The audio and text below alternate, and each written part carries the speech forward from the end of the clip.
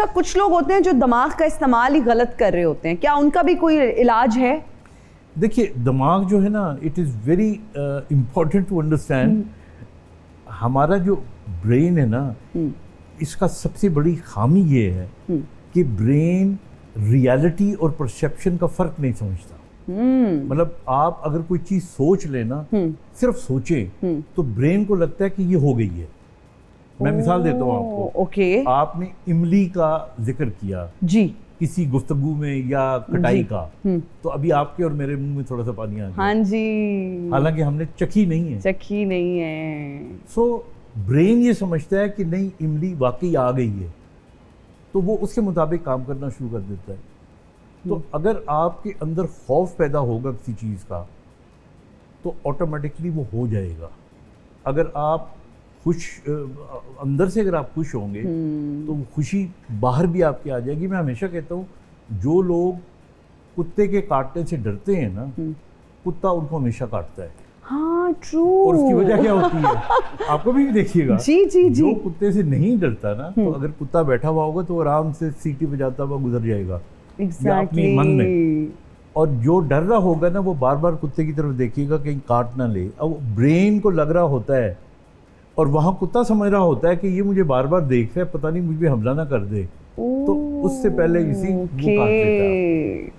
तो this is positive thinking. Positive thinking की हम अक्सर बात करते हैं डॉक्टर साहब, और बहुत सारे मोटिवेशनल स्पीकर्स भी इस पर बात करते नजर आते हैं। पॉजिटिव थिंकिंग के बारे में बात करना शायद आसान है, लेकिन उसको अपनी ज़िंदगी में इम्प्लीमेंट करना मुश्किल है। किस तरह से आप अच्छा सोच सकते हैं जब ज़िंदगी में परेशानियां हैं, दुख हैं, मुसीबतें हैं, बीमारियां हैं, महंगाई है, और फिर जब आप पाकिस्तान जैसे मुल्क में रहते हैं जहाँ कभी भी सैलाब आ सकता है, खुदा ना खास्ता, इस तरह की चीज़ें भी होती रहती हैं, कभी जंग लग गई, तो वो ये खुशी कहाँ से आए और पॉजिटिव सोच कहाँ से आए? जब आप स्क्रॉल करते हैं तो नज़र आता है जी फलां जगह पे इस बच्चे के साथ ये ज़्यादती हो गई, यहाँ पर पेट्रोल की कीमत बढ़ गई, आप खबर लगा लें, आप कोई न्यूज़ चैनल देख लें, कहीं पर खुशी की खबर नहीं है। इस सब में रहते हुए, ये सब सुनते हुए, कैसे दिमाग को पॉजिटिव थिंकिंग की जानिब लेकर आएँ? जी देखिए, वासिफ अली वासिफ साहब ने कहा था कि मुश्किलात जो होती हैं वो हालात में नहीं होती, ख्यालात में होती हैं। वाह, ठीक है ना। तो ये सारा माइंडसेट होता है कि आप परसीव किस तरह करते हो।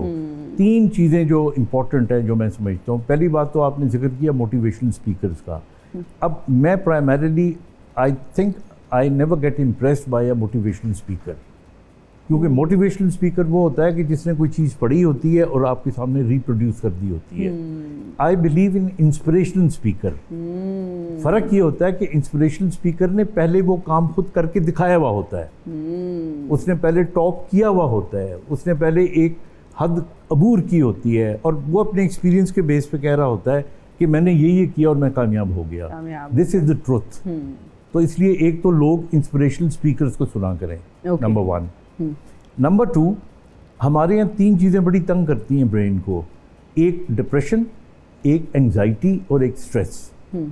सादे लफ्ज़ों में मैं आपको बताऊं, अगर ये आपको समझ में आ जाए तो मोटिवेशन या पॉजिटिव एनर्जी आ जाएगी। जो आपकी ज़िंदगी में माजी में हादसात कोई खुदा न खास्ता पेश आए ना, उसका जब रिफ्लेक्शन आपकी बॉडी में आता है तो डिप्रेशन होती है। ऐसे ही है, काश ऐसा ना होता, क्यों मुझे नुकसान हो चुका है नुकसान। अब जो चीज़ हो चुकी है उसको अंडू तो नहीं कर सकते ना। So we should not worry about it. Anxiety, anxiety हम उसे कहते हैं जो अभी हुई नहीं है, यानी फ्यूचर में होना है उसने, हो सकता है ना भी हो, तो हम पहले से ही डर रहे होते हैं कि यार ऐसा ना हो जाए, ऐसा ना हो जाए, तो वो तो अभी हुआ ही नहीं है। तो इसलिए डिप्रेशन, एंग्जाइटी तो सिर्फ इस सोच से आप ख़त्म कर सकते हैं ना। ठीक है। अब आ जाते हैं स्ट्रेस के ऊपर। स्ट्रेस होता है कि जो वक्ती तौर पे आप कोई काम कर रहे हो तो आपको प्रेशर आ रहा है और आप बहुत वक्त कम हो गया आपके ऊपर तो टेंशन हो गई, या कोई और आपको किसी की सिफारिश आ गई तो टेंशन हो गई। आई थिंक उसको डील करने के लिए मल्टीटास्किंग आनी चाहिए शख्स को। और मल्टीटास्किंग के लिए अगर आप खुद को स्ट्रॉन्ग करते हो तो तीन चीज़ें बस याद रखें। नींद 7 से 8 घंटे की पूरी करें। अच्छा। हाँ, इट इज़ सो इम्पोर्टेंट। आपकी सारी रिपेयर ब्रेन की और बॉडी की जो होती है वो इस वक्त में होती है। सो पीपल, दुनिया के सारे जो अच्छे कामयाब लोग होते हैं, they always have a good sleep. Quantity of sleep does not matter. बाज़ लोग बहुत कम घंटे सो के क्वालिटी ऑफ स्लीप ले लेते हैं.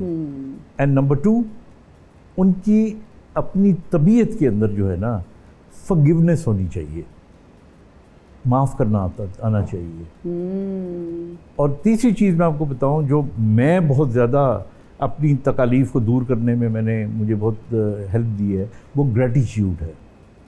शुक्र करना. कोई एक गिलास पानी भी पिला देना, आप शुक्र अदा करें. आपको जब शुक्रिया कहना आ जाएगा ना, तो उस शख्स की पॉजिटिव एनर्जी ट्रांसफॉर्म हो जाएगी आपके अंदर. और अल्लाह का जब आप शुक्र करें, जब अल्लाह का आप शुक्र करें, तो सोचे कितनी बड़ा ग्रेटिट्यूड वो है. डॉक्टर साहब, आपने स्लीप के बारे में बात की कि 6 से 7 घंटे सोना लाजमी है, और फिर आपने क्वालिटी स्लीप की बात की. What is quality sleep? सादे लफ्ज़ों में, if you want to have a good sleep, have a proper time and a fix time to sleep every day. Number 2, कमरे में अंधेरा होना चाहिए, आपकी ये phone and everything should be switched off. और नंबर 3, दिन को थोड़ी बहुत एक्सर्शन ज़रूर करनी चाहिए. ओके, तो you will have a good sleep. अच्छा, बहुत सारे लोगों की ये भी आदत होती है कि वो सोते तो चाहे 9 घंटे हैं, 8 घंटे हैं, लेकिन जब आँख खुलती है फ़ोन देखते हैं.